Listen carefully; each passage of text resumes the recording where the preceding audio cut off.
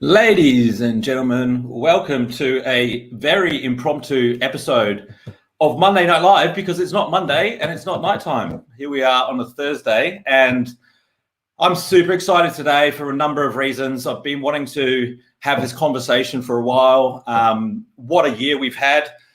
I rack my brain and I think about, who I know on this planet that is best suited to, bring on as a guest, share some insights that is going to help my audience through these times of uncertainty. There's no one I could think of better in Australia than Jack Delosa. He's overcome some incredible challenges in his career. His list of accomplishments are pages long, which normally means, and in this case, it's definitely true that his list of challenges that he's had to overcome have been incredibly long as well. I'm just going to bring up the comments so that we can take some live questions as we go. Hey, Rachel, first comment of the day. You're going to get a special prize for that. Guys, drop in the comments and make Jack feel welcome. I want to hear where you're tuning in from, what city you're tuning in from, and give me some emoji applause, because I'm about to introduce the one and only Mr. Delosa. Welcome to the show. Mr. Nathaniel Bibby, what an introduction. Thanks, mate. Great to be here. Mate, I really enjoyed 2 years ago, because I'm going to get straight into it. I know you're a busy man. 2 years ago, we did the LinkedIn Heroes interview while you're in Perth. And you said to me something, you probably completely forgot it. You've done this to me a couple of times, but you said to me, I said, oh, geez, I was a bit all over the place today. And you said, well, mate, you were authentically curious, and they make the best interviews. And ever since then, I've stopped, prepare structure, but it's a very much more authentic. I'm very selfish with my interviews these days. Yeah, that's the best way to interview. Yeah. Mate, how you been? Really well, mate. Yeah, awesome. So, Jack, the people tuning in, I think most of them have probably come across your content before, and you seem to be in the media a lot. You've been around for a long time, but just give us a synopsis of what it is you do and what the Entourage does. Sure. So I'm an entrepreneur and investor. My main business that's probably perhaps the most well known is a company called the Entourage, which I started 10 years ago. Today we've grown into Australia's largest community and trainer of SMEs. So predominantly the Entourage, we've got a community of about 400,000 SMEs. And we predominantly help business owners that are doing 6-figure scale to 7, and business owners that are doing 7-figure scale to 8 and 9 figures. And so we've got a team of 40 incredible people here in Sydney, which you might be able to, there's a lot of empty desks. I think there's a lot of lunch going on at the moment. But we've got about a team of 40 here in Sydney. We've got a team of 30 in Manila. Yeah, beautiful. Okay, well, look, I want to start where I kind of brought up where, the last interview you mentioned the importance of being authentically curious. I think it's something that it takes a lot of vulnerability. And I see a lot of people, especially entrepreneurs, struggle with that side of things, because ultimately it is how we build trust, but you've got to expose some of the things that maybe we're not so proud of and some of our weaknesses. Is there any insights that you can share for some of the entrepreneurs that are thinking about sharing more about, the failures they've had to overcome and being more vulnerable in their content, perhaps? I'd love to hear your thoughts on that. Yeah, I think we live in a culture these days that people almost expect that the more able I am to project a certain image, the respect I might glean or audience I might build. Whereas in my experience, not just through my own personal experience, but through my observation of other people as well, the opposite is true. It's often the more of yourself that you can bring to the table, the more that resonates with people, the more that connects with people. And as an outcome of that, your audience grows, your audience gets more engaged. I think authenticity is about asking yourself, to what degree am I living in alignment with who I truly am?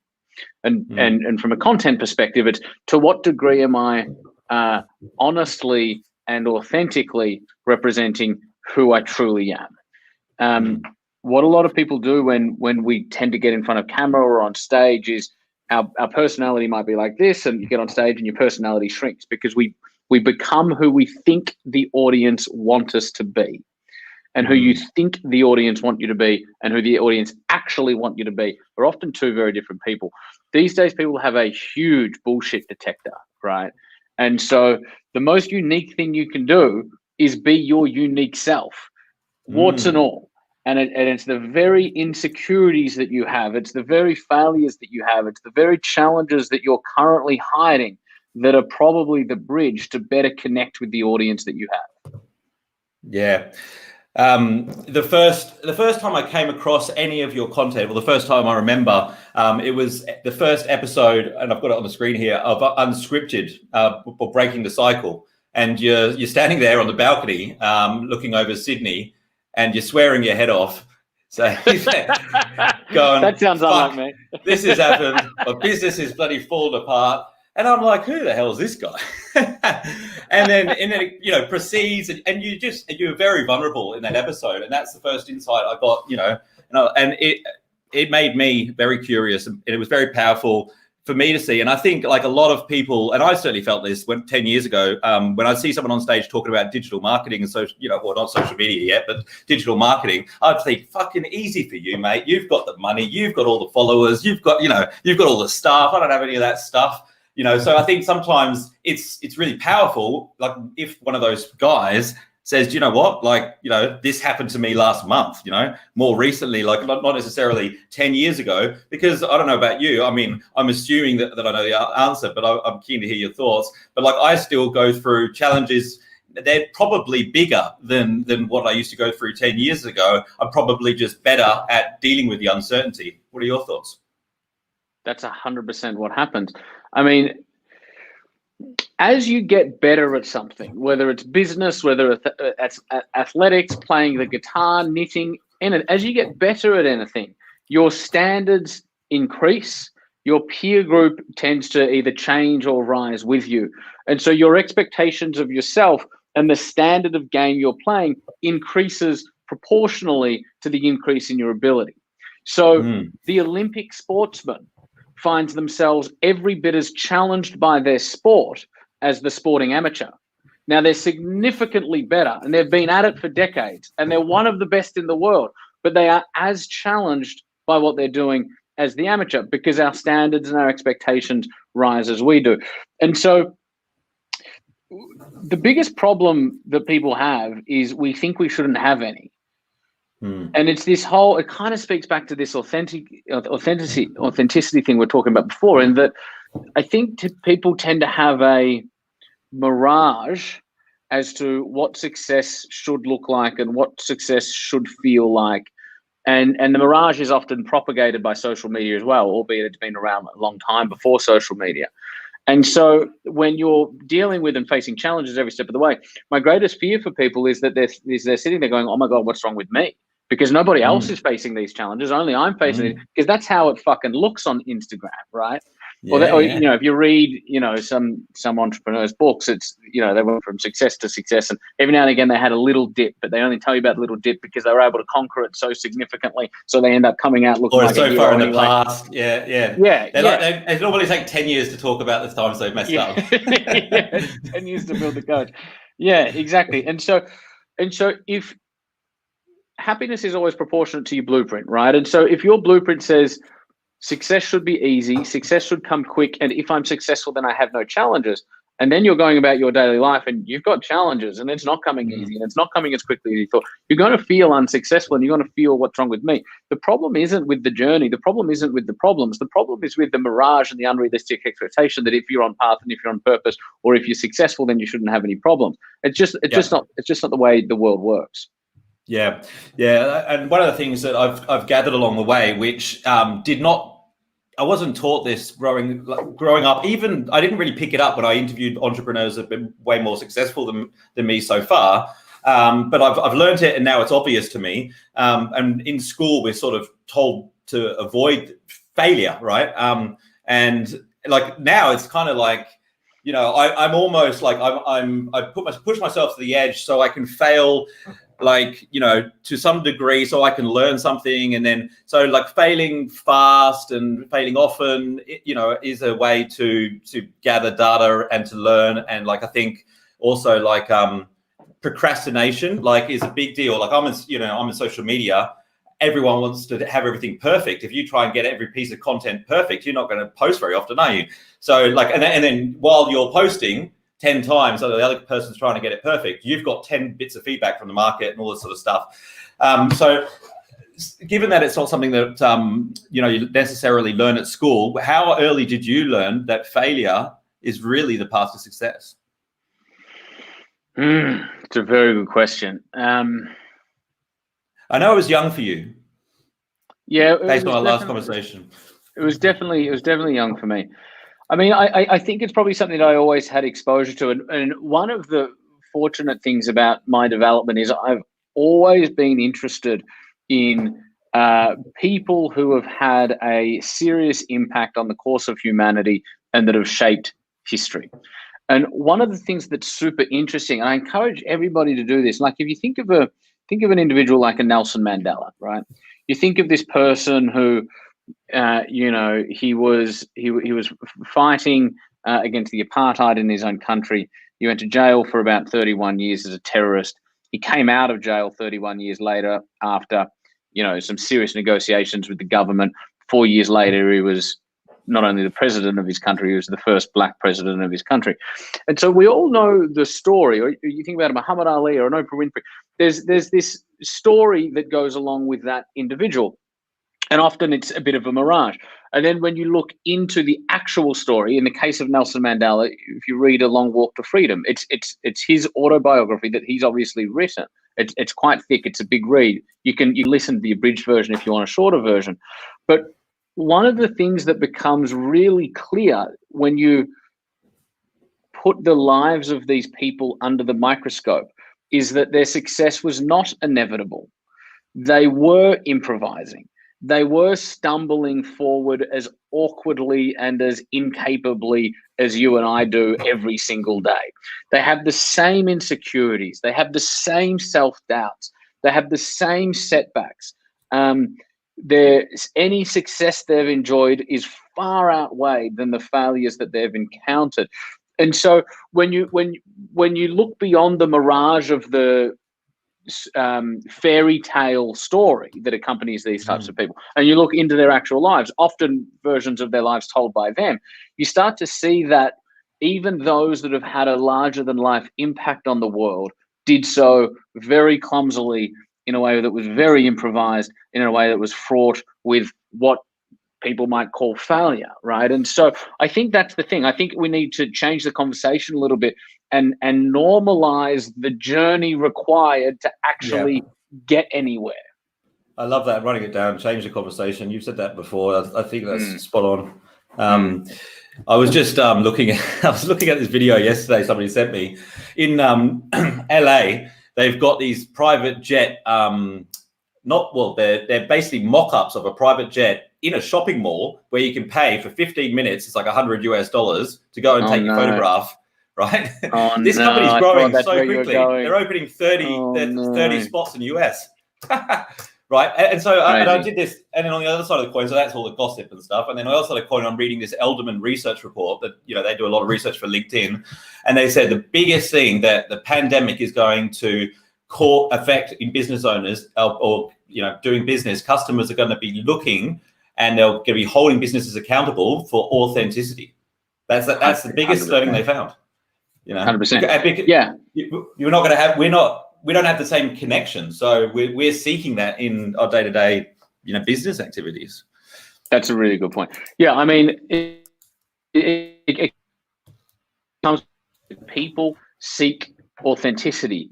People resonate with real, and it is challenging to be real all of the time or most of the time, right? Because if you're human, then there are insecurities there, and there's a guardedness there, and if you go back to when we were living in caves and stuff, if you got expelled from the tribe, then you would die. And so this kind of need to appear a certain way socially goes to the very core of our being and the very core of our instinct. And so it is challenging, but it's significantly more rewarding than, going on a fake private jet for 15 minutes to get your Instagram photo. Yeah, it's a huge concern of mine. Anyway, we won't spend too much time on mental health issues. One of the things that I said to the audience is, I know very well that some of the most successful people in business, some of the wealthiest people in the world made most of their wealth during economic uncertainty, tends to give opportunities to gain market share as much as it does, cause businesses to completely collapse. What is your advice when people come to you and say, hey, Jack, how do I use what's going on in the world this year to my advantage and come out of COVID even stronger than before we went into it? Yeah. The answer is be quick on your feet, right? Any entrepreneur or business that's quick on their feet, when there's a tectonic shift in the entire landscape, therefore everybody in your industry and everybody in most other industries are affected to a similar degree. It's those that are quick on their feet that will naturally come out ahead, because all you're doing in business is competing with other businesses and competing for a certain amount of attention and a certain amount of addressable market. And so when there's a tectonic shift, those who are quick on their feet will naturally only benefit from the tectonic shift.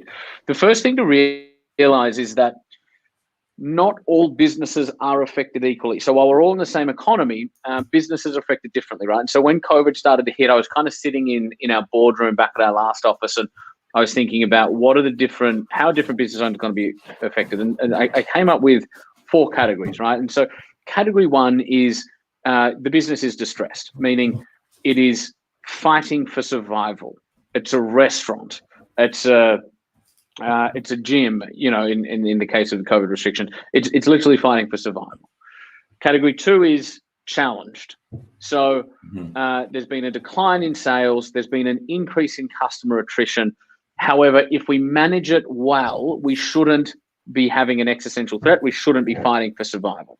Category 3 is we're doing well. There's actually been an uplift as a result of what's going on. You own a bottle shop or whatever the case may be. In lockdown, people are heading to the bottle shop more often, so you're actually doing well.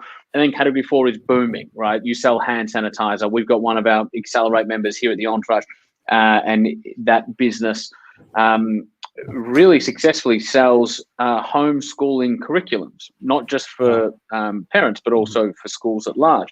And so when nobody could go to school, we experienced a 4x of revenue in that particular business. Or you sell hand sanitizer, right? You'd be in category 4. And so it's really important to understand where you are. Are you currently in a position where you're distressed? Are you currently in a position where you're challenged? Are you currently in a position where you're doing well? Or are you currently in a position where you're booming? And if you're in category 1 or 2, meaning you've seen a decline, it's critical that we come back to the drawing board and pivot to the degree that we need to, right? And what I mean by that is, I'll give you an example. We've got one member in our Elevate program here at the Entourage. So our Elevate program helps 7-figure business owners scale to 8 figures. Aqua gardening, they were doing, so they sell gardening supplies from a bricks and mortar location. And Sharon Fast is the founder and CEO of that company. She is a rock star entrepreneur, has become a close friend of everybody here at the Entourage. And for many, many years, she's been thinking about taking her business online. But the bricks and mortar it's the bread and butter. And so to get enough time or bandwidth or even courage to make that jump has been a multi-year conversation, between us. And so COVID hit, she had no choice. She had to pivot online. She had to pivot her shop staff to now being on the phone and online customer service staff. She had to pivot some of her product offering. And in doing so, in the month of April, which should have been her worst month ever, it in fact could have killed her if we didn't lean into the pivot to the degree that we did. In April, which should have been the month that killed her, she 3x'd her revenue. So rather than doing 150K that month, we did 450K that month. And those revenues have continued. And so if you're in category 1 or 2, it's about how do we pivot to such a degree to actually get you into category 3 and 4. And if you're in category 3 or 4, i.e. you've experienced an uplift as a result of everything that's going on, well, then let's make sure that the momentum you're currently experiencing is not only predicated on what's going on with COVID and restrictions on the planet right now, but some of this increased demand, we can actually lock in these gains so the trend continues even when the world starts to go back to something resembling some normality. And so by and large, whether you've been adversely affected or positively affected by COVID, no business should be operating the same way you were 6 months ago. If you've been a decline, we need some pivots, and it might not necessarily be pivots in product or services. It might just be pivots in marketing and sales, but we need to pivot. If you're doing better, we need to lock in those gains so that the momentum continues beyond the current period that we're in. And so those that win, and believe me, when I say win, I mean win big. Like I could give you an example after example, and I'm more than happy to go into more examples if it's going to be useful. I can give you example after example of our members right now that are having their best months ever when they should have been in category 1. So those that are quick on their feet will win. Yeah. So what I'm hearing is, like, your competitors, they may be in category 1, category 2, and if you manage to shift into one, you're doing well or you're booming, then there's less competition. Therefore, you gain incredible market share. I mean, 3x is incredible. Incredible. Exactly. That's exactly right. And that's what I mean by when there's a tectonic shift, that everybody is experiencing that, right? And so if you're quick on your feet and you make a move that might otherwise generate you a 20% uplift, well, in a market where everybody's experiencing 100% decline, that 20% uplift might actually become a 300% uplift, like what we saw with aqua gardening, for example. So I mean, it all makes sense. It makes a lot of sense logically, but I think you talk a lot about psychology, right? And a business is probably as good as its leaders. Ability to manage his own psychology and emotions, So I think that what's important for people to understand about that, because when these things happen, there's different types of reactions, isn't there? Some people stick their head in the sand. Some people, switch off completely. Talk to us about, how to manage the reaction from a psychological perspective. Yeah, that's such a good question, mate. And so as you're aware, in 2016, the Entourage, we went into an accredited education space, which is like diplomas and advanced diplomas and all that sort of stuff, which is different to how we normally operate, which is we work with 6, 7, and 8-figure business owners or existing business owners who want to accelerate growth. That's what we do. We went into accredited education, and when we're 6 months into the space, the government stopped paying everybody. And then when we were about 12 months into the space, they changed the regulations completely. And for us, we'd built an institution around that particular arm of the business. And so what that meant for us is we were 3 months away. Firstly, it meant a cash lag of about $6 million over a 6-month period. And then at the end of that, with the change of regulation, it meant we were 3 months away from a monthly loss of $800,000. So if we talk about category 1 being distressed, we were as distressed as any business I have ever seen, ever. Right, like we were, by all accounts on paper, we were dead in the water. And so when your business is distressed, when you need to lay off staff, when you've got creditors chasing you, and some of them are the ATO and the bank and investors and other financiers and whoever else, I think we'd be lying if we said it wasn't human nature. You kind of almost want to retreat. You kind of want to look for an exit, right? And that is the worst thing you can do when your business is challenged, or when your business, particularly if it's distressed. The worst thing you can do is take a step back. The worst thing is you can do is retreat. It's the thing you're going to want to do the most, right? Like that glass of wine on a Friday night is going to look really, really attractive, and then you're going to want to have another glass of wine and another glass of wine. And it's, and I'm not saying don't have an occasional glass of wine. I saw in the unscripted episode you were having a glass of wine when you were swearing on the balcony. I was swearing on the balcony, right. So wine and swearing are both important things, don't get me wrong. However, you need to lean into the challenge. You need to make sure that your spirit, into your creativity being applied to the challenge at hand. And that you are over communicating with every single stakeholder in this business. And so from a psychology perspective, to come back to your question, most of the time you might feel like you want to retreat. You need to lean into it.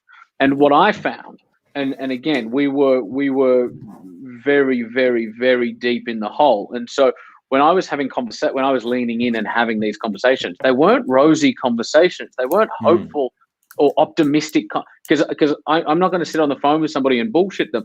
And so they weren't rosy or hopeful or optimistic. However, just the fact that I was picking up the phone or walking into their particular office or inviting them, the fact that I was having the conversation was so well respected and regarded that it actually built relationship equity between me and everybody that I was dealing with.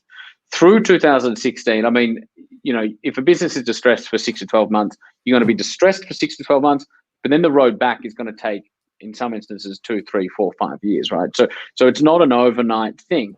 But with the Entourage, as I said, we were millions and millions and millions and millions of dollars in the hole.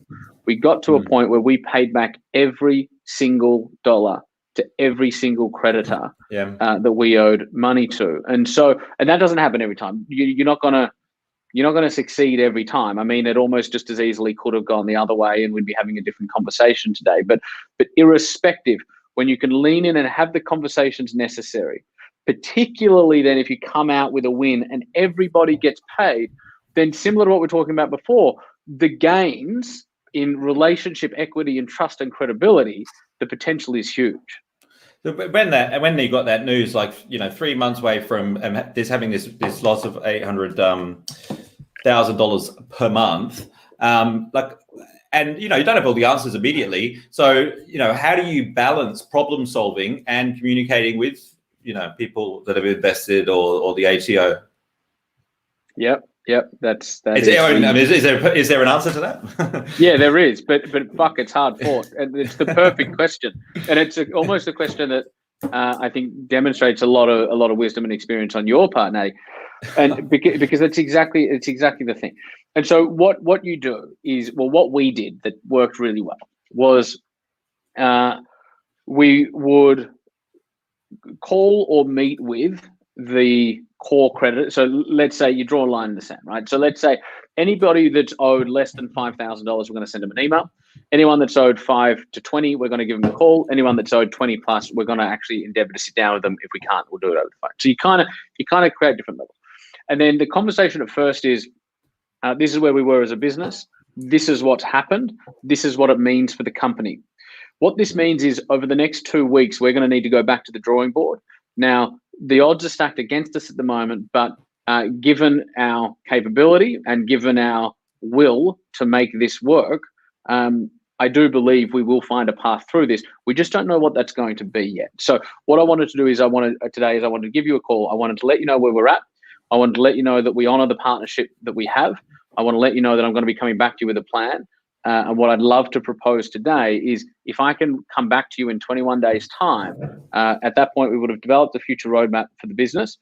We would have developed a future roadmap for how we plan to address you guys as a creditor and make sure you get every dollar that's owed. And I'd love to come back to you with that in 21 days.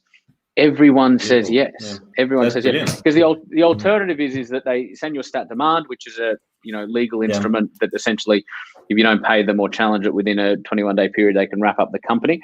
So the alternative is that they send you a stat demand and then put a bullet through the company. But if they do that, they're going to get probably 0 cents in the dollar, maybe 2 or 3 cents in the dollar.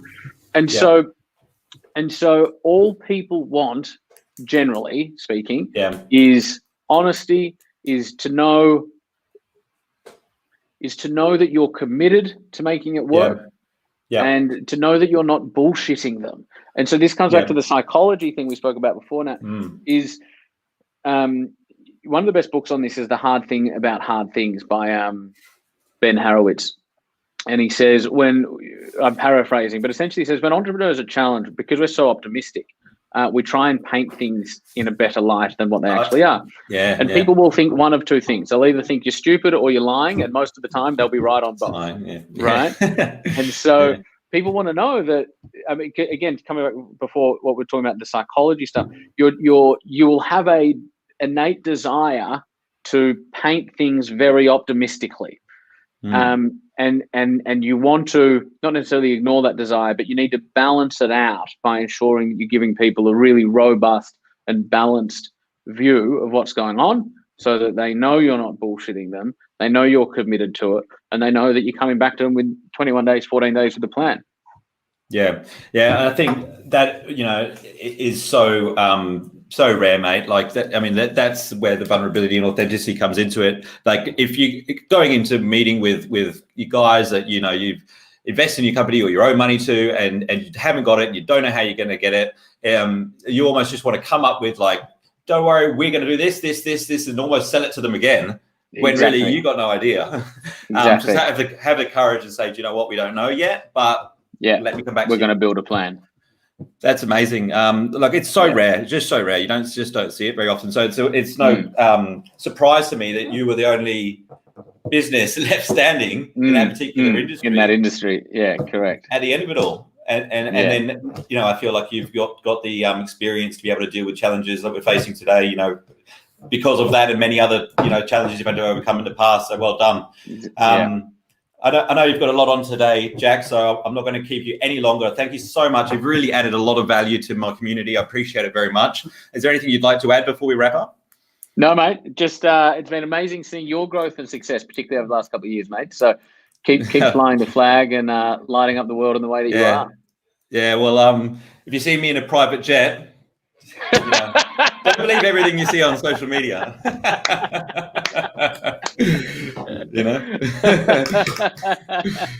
It's been awesome, mate. Love it. Thanks, Daddy. Really appreciate you having me.